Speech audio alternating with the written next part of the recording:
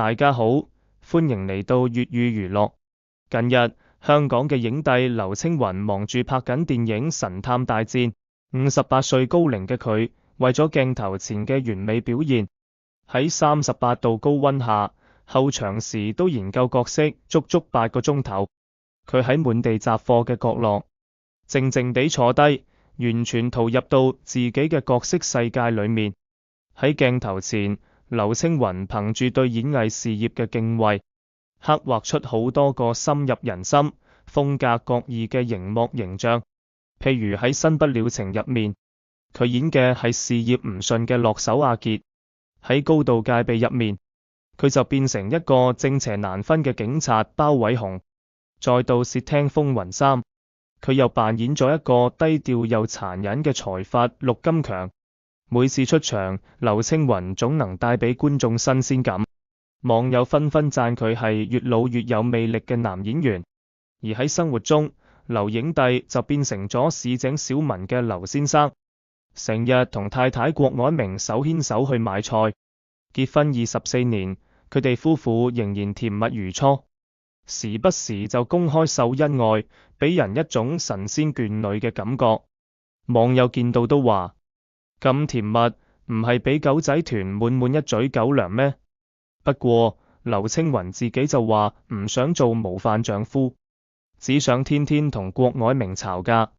聽落去好似好奇怪，但當你了解到佢哋嘅故事，就會發現經常吵架嘅伴侶，其實都可能係令人羨慕嘅一對。講到劉青雲嘅童年，佢同爸爸嘅關係唔係好好。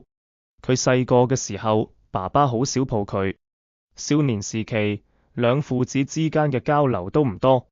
到咗叛逆期，劉青雲仲會故意坐喺爸爸嘅左邊食飯，因為佢爸爸係左撇子，咁樣萬一起爭執，爸爸就方便用反手教訓佢。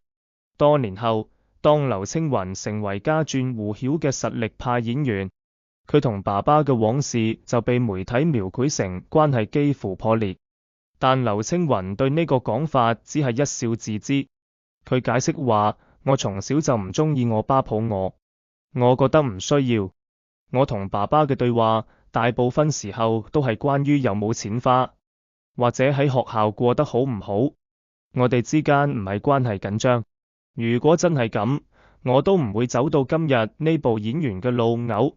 事實上，當年如果唔係劉父睇電視時無意中見到 TVB 嘅招募廣告，鼓勵佢兒子去試一試，我哋可能就見唔到劉影帝嘅精彩演技。比起同爸爸關係僵化嘅猜測，劉青雲更加中意有種又獨立嘅形容。呢種性格特質喺佢人生嘅關鍵時刻，都無形中幫住佢一把。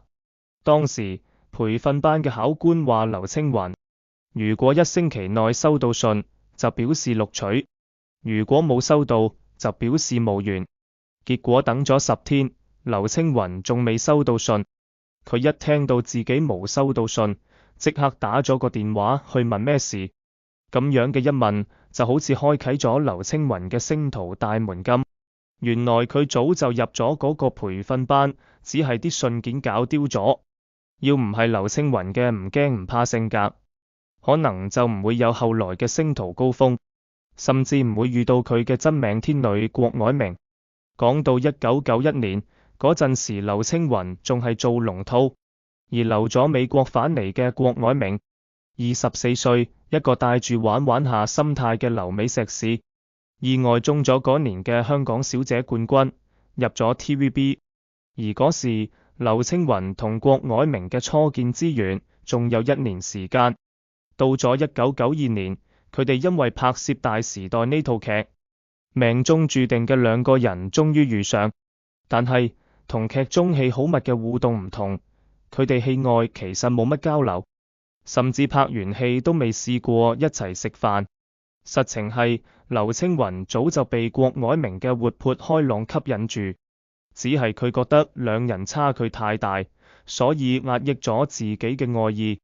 後來有次，兩人無意中喺朋友嘅演唱會現場遇到，劉青雲終於鼓起勇氣打咗個電話約郭藹明出嚟。郭藹明以為佢想借錢，但劉青雲見到他，就直接話：我唔借錢，我只想見你。佢嘅直率表白令郭藹明羞紅咗面，開始留意到劉青雲黝黑皮膚下嘅清澈靈魂。劉青雲嘅社交圈潔淨，唔會同女生搞曖昧。喺浮躁嘅娛樂圈，佢只係專注咁演戲。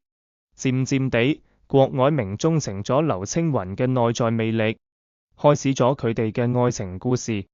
係咪性格決定命運？放喺劉青雲身上一啲都唔假，因為唔驚唔怕，佢打咗嗰個關鍵嘅電話，亦因為唔驚唔怕，佢約咗心愛嘅女孩。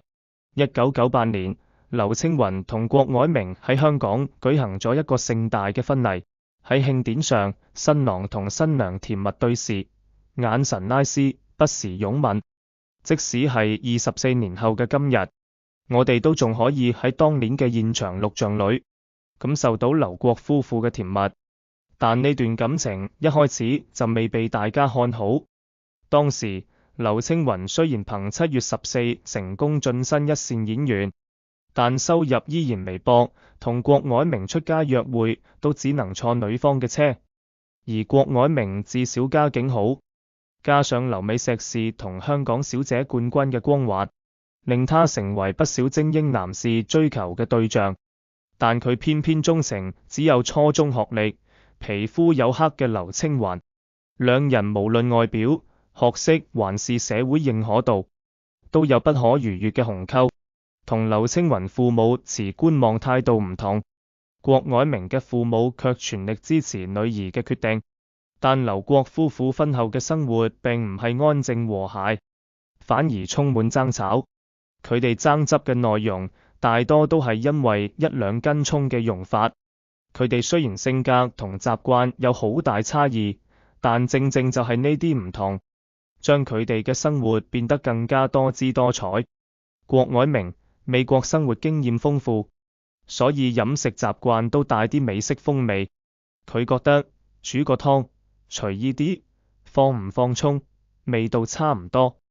但係劉青雲就唔同啦，佢係地道香港人，煮嘢食嘅時候就好講究，一點點都唔可以馬虎。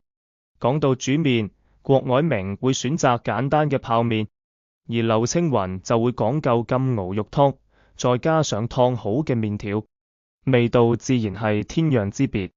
生活中嘅小分歧，其實都係夫妻關係中嘅調味品。劉青雲話郭藹明唔識得享受美食嘅樂趣，而郭藹明就覺得劉青雲太過麻煩。但係正係因為呢啲不同，佢哋喺平凡嘅日子裏增添咗唔少生活嘅滋味。講到劉青雲嘅演藝生涯，佢喺拆彈專家2嘅演出非常精彩，同時佢同郭藹明嘅婚姻生活亦都引起咗唔少關注。而郭藹明作為劉青雲嘅另一半，雖然逐漸淡出娛樂圈，但佢對家庭嘅貢獻卻無法忽視。儘管佢哋選擇咗不要孩子，但佢哋嘅愛情依舊牢不可破。生活中嘅小細節往往能反映一個人嘅性格。郭藹明因為理科學霸背景，做嘢非常有條理，連家居治都計劃得井井有條。而劉青雲則係漸漸適應咗郭藹明嘅生活方式，甚至改變咗佢本身嘅毛躁脾氣。